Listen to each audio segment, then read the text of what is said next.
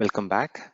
In this Powershell session, we'll talk about how to deal and utilize the date, time, uptime, culture related attributes and parameters in PowerShell. Okay, so primarily with PowerShell, the get date commandlet is the primary commandlet that we deal with to display the current date and time on the PowerShell console. And also, there are several other date and time properties that are used several times throughout the regular operations work or when you are creating a PowerShell script. These two are primarily very important. The reason I say that, see, when you deal with any operational activities like monitoring or taking a backup or doing some archiving or doing any activities in operations, like during a weekend you want to perform some maintenance activity or you want to trigger some activity in a scheduled window. So for everything, date and time is very vital and very important. If the time is having a mismatch or it is misconfigured, then it will have a very big impact on your production systems. So yeah, there are many different important aspects why we need to understand date and time clearly in um, the scripting or while you create some program and so on. So it is very common that we generally work with date and time via PowerShell or any programming. So many scripts require simple or complex date calculations. Okay, for such things, we need to come up with the logic to deal with that. So let's start. The actual demo here. Okay, so there are a couple of formatting things which we will shortly discuss. So primarily in this session, we'll discuss about these 12 different examples, which will give you a clear idea on what are the different aspects we will use the date and time when you are in a particular system. Okay, so let's go start with each of the things one by one. So the basic commandlet is get -date. So if you run this, you'll get the complete day, date, the year, and then the time with the format AM, PM being displayed. Okay, so the universal time clock is actually the general option. And if you want to understand the complete properties, methods that are there along with your get date, okay, you can just say get date followed by the pipeline member and then the get member. So this is a type which belongs to system date and time. Okay, so date and time is the default member option through which you are fetching all the different time value or the details around that. See, even you can just fetch time around the millisecond also. See, if I go and type get date, okay, let me just try to type it here. It should give me the set of options. Okay, let me try to do that. Okay, it gives you millisecond option also. Okay, so which means even the date and time can be dealt in milliseconds. Even if you want to execute something, it's not just a minute or a day or a date, but you can also deal with seconds and milliseconds. This was actually introduced in PowerShell version 3, and prior to that we did not have that option to handle things or schedule activities at the millisecond, but you have it now. Okay, so there are many built-in methods, built-in properties, built-in node property, script property that you can use and leverage. See, even the script property here is very important, and I can just show you here. So if you want to understand how many days are there in this specific October month of 2022, you can just get that. And similarly, if you want to get something parsed, or if you want to get the parsing exactly, so you can see that there are 31 days in the month of October, and even you can see that October 10th has got it falls on Monday and so on. So you can also parse, but here the important thing is you can use a different property here. You can use the script property with the square brackets followed by a couple of semicolons and then the examples here. Okay, so if you want to understand the complete date with formatting of the entire list, you can run get -date followed by format list. You can either run the format list, or you can just say let me do one thing. You can also just run this command, you can just say FL star. So there won't be much difference. Maybe the alignment or the way that it displays the result might be a little different. See, if you look at here, so this has come second line, but then all the informations are pretty much the same. So it displays the day of the week, and then what millisecond, what kind of time zone it is, everything. Okay, so you get the complete information about the date if you do the format hyphen list. Either if you say FL, it's the alias name, right? So you can get that. Or if you want to get a specific month, or if you want to get the culture of your system, you can also go and do that. See, get hyphen date, the current month is ninth month. And similarly, if you want to get the time, or if you want to get both date, time, everything, so you can just go and get everything. Okay, so let me give an example here. So if I want to get the current day or a current time and so on, you can get it. See, currently it is 11th, and this is the month, ninth month. Okay, so you can get that, and even you can get the culture here, whether you want the date or the time or the time format. So you can see it is following the Gregorian calendar. Okay, and it is the first day and Sunday. So you get complete information around your current time, I mean culture setup on your system. Okay, so coming down, we'll go with the other examples. So generally, you might have to add 20 days if you want to get some performance metrics, or if you want to do take some monitoring information, or if you want to deal with some operations activity. You can also go and add specific days to the particular current date, and then get it in a specific format. See, for example, I'll just run this. So this is going to add 20 days to the current date. So which will be, yeah, so first of October. Okay, first of October is 20 days from here. Okay, so maybe let me run 10 days from here so that you get to understand that properly. And I also have the format of the data listed in this way. So it is like 10 days from now is 21st. Okay, it's clear now. And if you add the negative value or minus here, it is going to subtract 20 days from now. Okay, so it went back to August 22nd. So you can also deal with adding both days, hours, minutes, and so on. And you can see to the current date, I'm adding 2 days and 3 hours. So if I add 2 days and 3 hours to the current time here, it should be 13th of September, 8:35. Okay, so that is what we are seeing here. So you can also add these properties or add this particular methods along with your current date and so on. Okay, you can also get a specific date or like a day around 1947. See, if I just run this, it says August 15th was Friday, and that's when we got the independence, right? So you can just run some random example.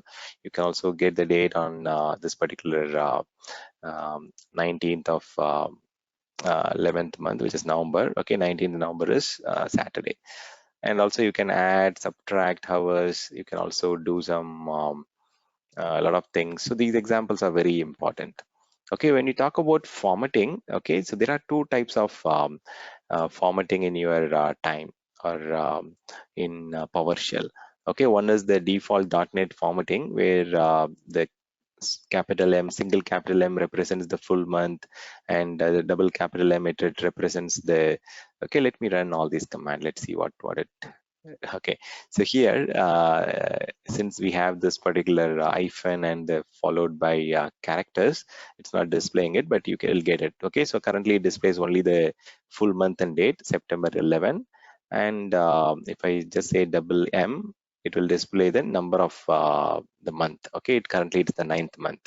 Similarly, if you want a 3-character SCP, that belongs to September, right? So you can also get that. So this is the default .NET formatting with which you can get the date, time, and then it can be displayed in 12-hour format, or it can be displayed in 24-hour format. So you can get all those data with this.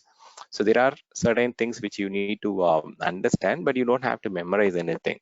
So there is one more formatting in PowerShell, which is called Unix formatting. So nowadays Unix, I mean, PowerShell has become a cross-platform open source scripting language, right? So it also supports the Unix format. So M represents the month number, and then the year, and then the time zone and format. So you can also run a different example. You can also get the date in Unix format also within PowerShell. If I run this, it is again going to get me the formatting, which is an Unix formatting, and currently it says Zulu time zone, so that's why it says +00.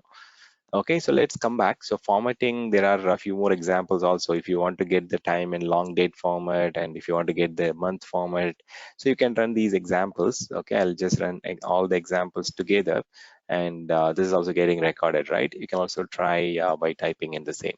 So you can see that it has given me all the output. Example of long date and short time format, and example of the general date format. Everything, the output has come here.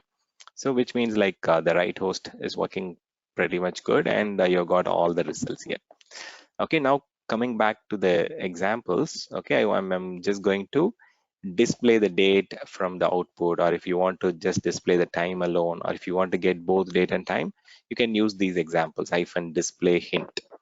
Okay, you can see that the first example here, it has given me the complete date, and the second example, it has given me just the time alone, and the last example, it has given together. Okay, both the date as well as the time.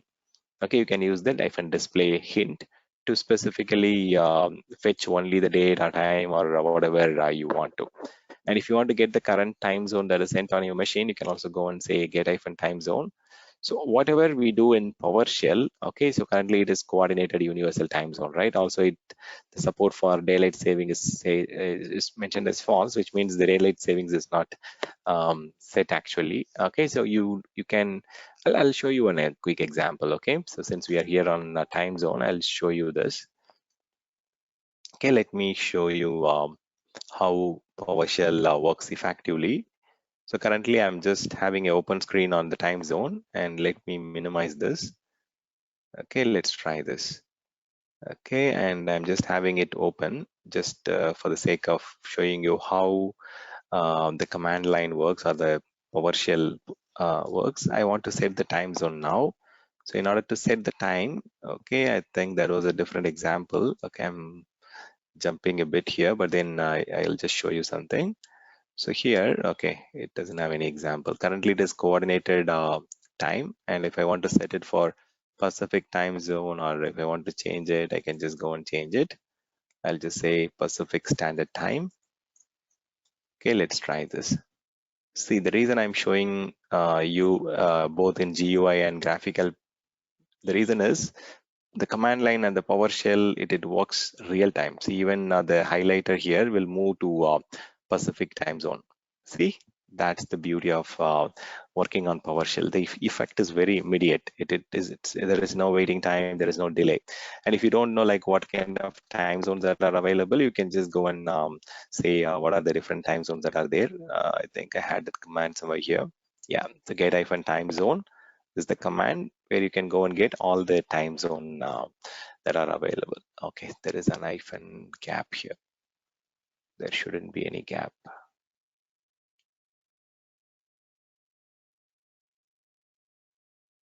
Okay, see, these are the different time zone that are there. So if you want to specifically set something, you can just go and change as you want. If you want to set it for Indian Standard Time or Arabian Standard Time or whatever you want to, you can just go and update your system.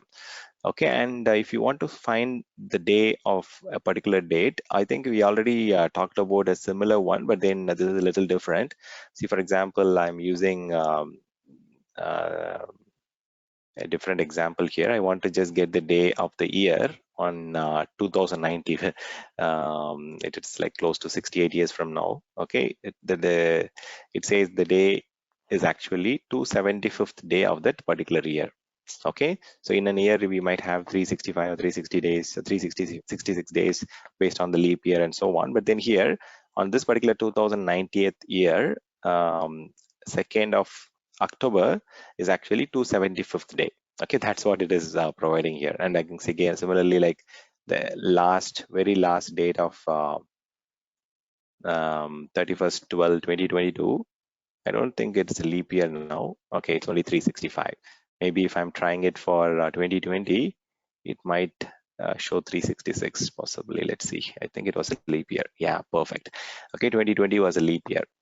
Okay, so let me clear the screen. Now let's move on to the next example. I want to convert the time zone to UTC. See, currently the format is set to the normal time format. Now I want to convert it to the universal time. So it will say AM, PM, and all those things. It will be in a perfect format. Okay, so it has converted. So you can also use this command to convert to universal time, or you can convert it to short time staying, or if you want to just have only the time alone, you can also get this, run this command. It says the time alone, it gives the date alone. You can also just fetch specific information and you can convert that also. Okay, so finally, I think we are going to get in touch with the time span. This is what we might use for getting some performance metrics from a particular day to a particular time or a particular end date. Okay, so you can use the command new-time span to fetch those details. So there are two commands that I've ran here together.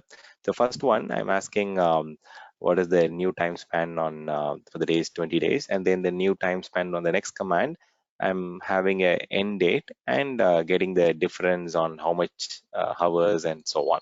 So it has given me that it is having a time difference of, let me tell you.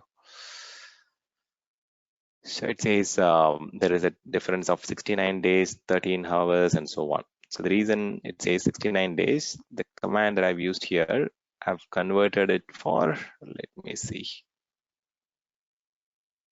20th of November. Okay, 20th of November is 69 days from now. Okay, that's what it is responding here.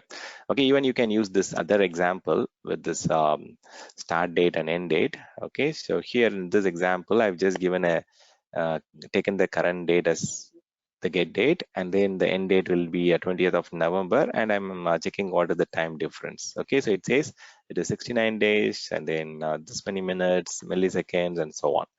Okay, so it has given me the perfect time difference. Okay, so a lot of cases you might be using it. Also in some time, the daylight savings might be changing very frequently for some countries, so you have to be very careful to make sure that the time zone settings are set to true and so on. Okay, so on 11th of today, okay, which is September, so the time zone is time daylight savings is set to yes. Yeah, true. So there are many examples. There are many conversion options which you can do. Even these kind of examples, you can convert it and create some files or folders to create separate folders for separate days, logs, and so on. Okay, so the next example, we are going to set the date. So far, we have been fetching the date, time, and so on. Now, if I want to change the date to 6th of June or June, I've just changed it. Okay, so now the time has changed here, but then I've got the auto adjust. So that's the reason it came back to 11th of November. See, I'll just show you that.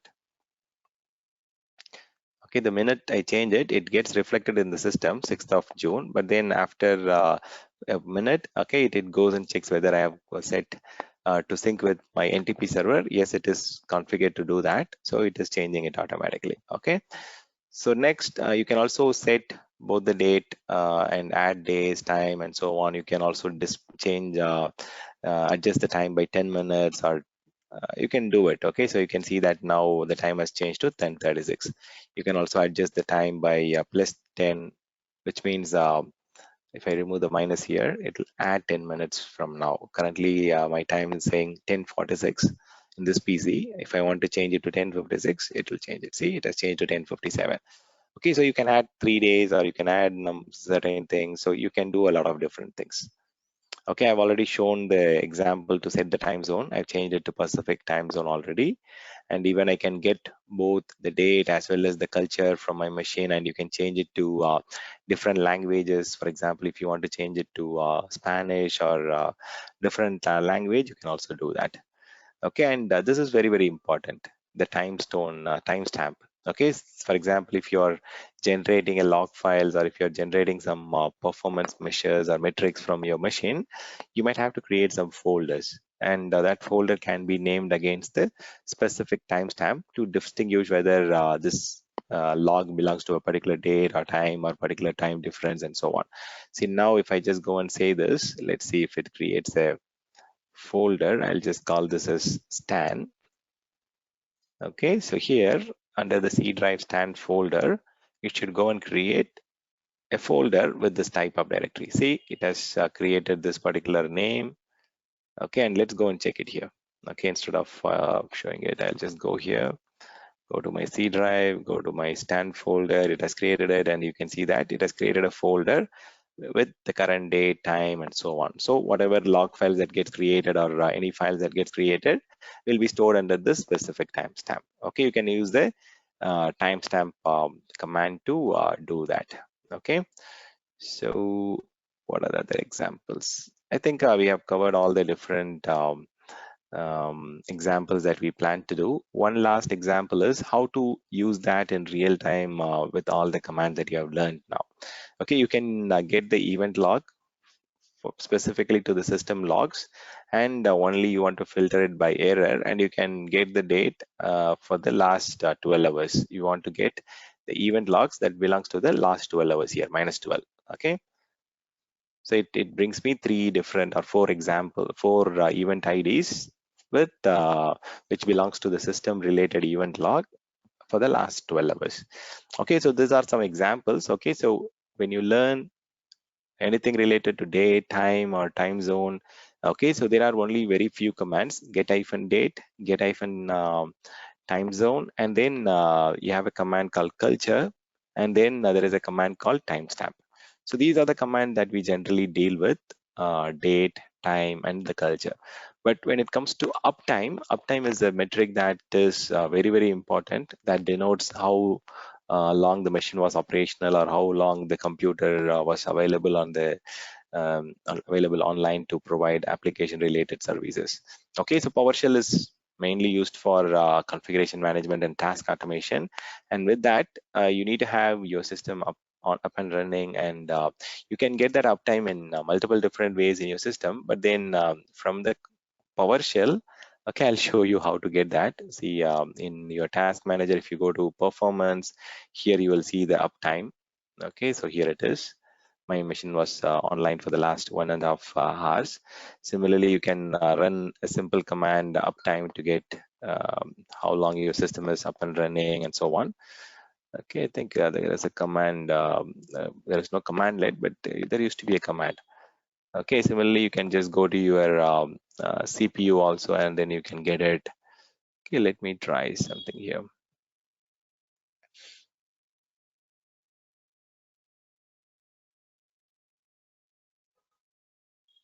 Okay, there are many ways to get it. I think you can get it from your sim instance, or you can also get it from your okay, let me run this sim instance.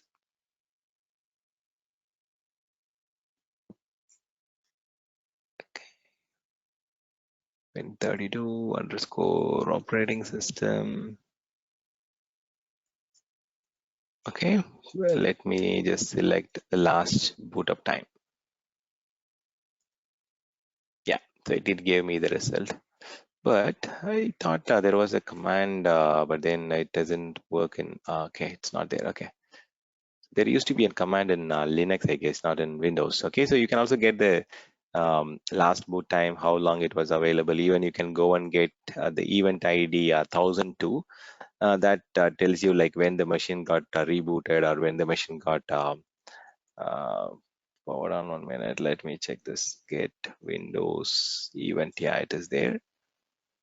And here I want to just get the provider name which belongs to event log. And I just want to filter where object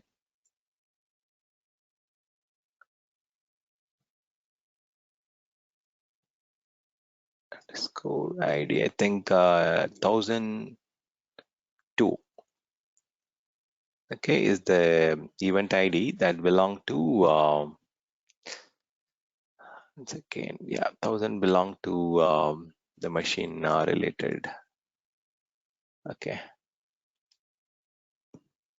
Okay, just leave that. Okay, so you can also filter the event by when the machine got booted. I think 6004 or 6005 and 1002, these IDs belong to the machine uptime. Okay, let me see. I thought there is a time, get uptime or get. It's okay. No, okay. I thought it was there. Okay. So I'm already running on administrator, right? Okay. Then why it is not showing? Let me try with direct PowerShell. Okay, it's not recognized. Can you check the spelling? Okay. Okay, fine. Leave it. I thought like there used to be a command called get hyphen uptime. Okay, there isn't, but yeah. So you can also use this specific commandlet sim instance, or you can use the WMI to get the uptime on your specific system. Okay. So even I thought there is one more location where you can get that. I think under CPU or yeah, here it is. Okay, yeah, the same area. Okay, then fine. Okay, so this is what I thought of conveying. So what we have discussed on this particular session, we discussed about the get date commandlet. We talked about the get time zone commandlet. We also discussed about the timestamp, and we discussed about the new time span commandlet. So these are the three important areas which we discussed. Okay, get date, get time zone commandlet, and then the date and time class, as well as the new time span. Okay, thank you for listening.